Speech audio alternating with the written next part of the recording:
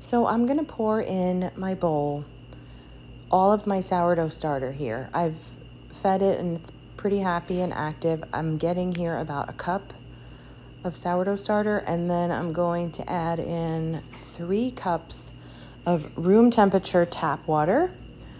I just don't complicate it. I just use tap water. This is a teaspoon and a half of salt.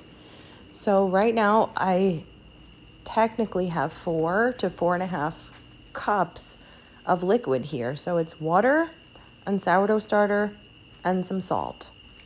And then I am going to come in with my very fancy Walmart all-purpose white flour.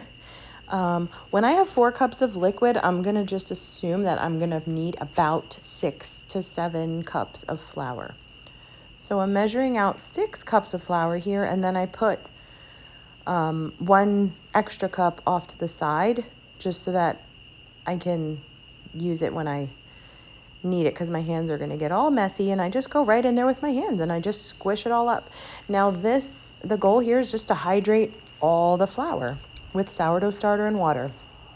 And keep in mind, what's actually happening here is that you're feeding your sourdough starter. This is how you're making bread or dough to rise, by feeding the starter flour. So my goal here is that I'm making a whole bunch of dough because it's my daughter's 17th birthday on Wednesday.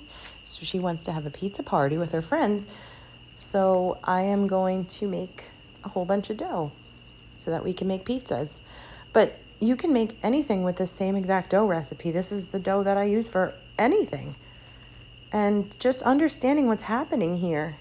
You're just hydrating the flour. Now I just let it rest for 30 minutes.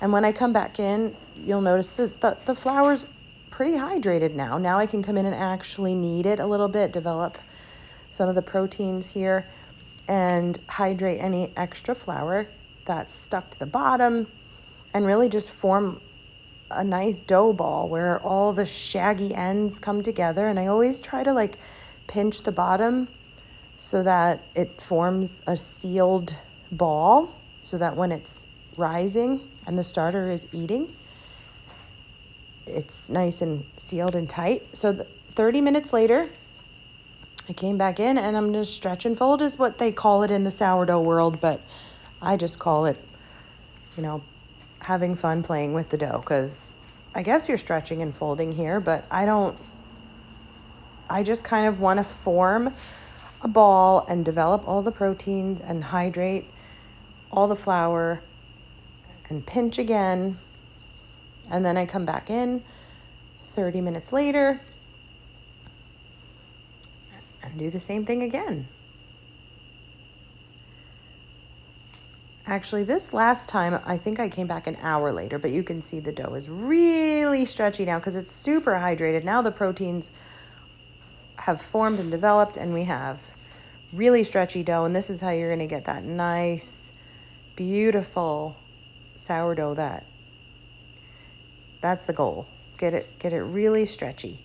And it just takes some time, but it's not complicated. I think that it's probably super easy if you understand what's happening. So we're pinching and sealing the bottom again. And now I'm using this to make pizza. So it's late at night tonight.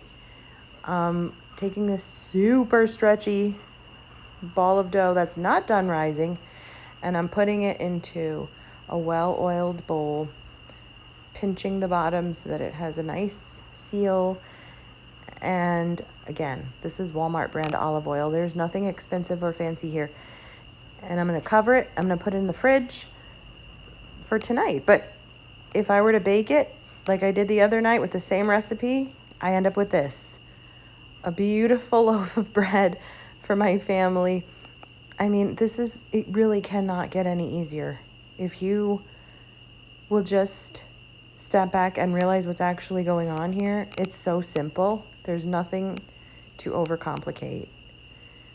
I hope that everybody learned something from this, and I can't wait to show you more.